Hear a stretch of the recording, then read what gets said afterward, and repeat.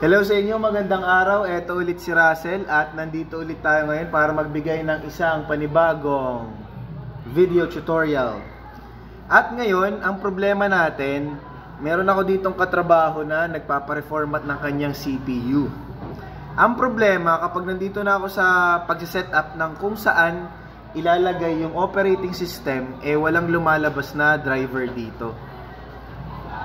So, meron tayong solusyon dyan, So, kailangan lang natin maglagay doon sa flash drive na gagamitin natin para mag-reformat yung bootable drive natin na kung saan nakalagay yung operating system. Maglalagay tayo ng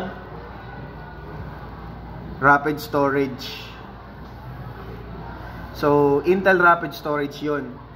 So, ganito yung gagawin natin kapag nandito na tayo sa part na yun. Pindutin mo yung load driver. Tapos siya nga pala, kung napapansin niyo medyo basag yung ating monitor, wag niyo na lang pansinin yan. Ginagamit ko lang din to pag ako'y magre-reformat. Pindutin yung browse.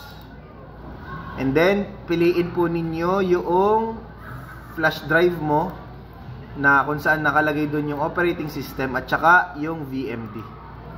VMD_Intel, then press OK.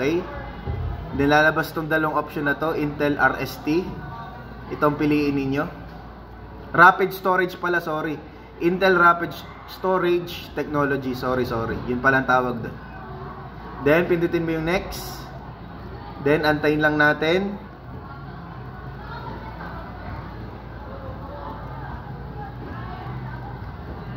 Saglit lang yan.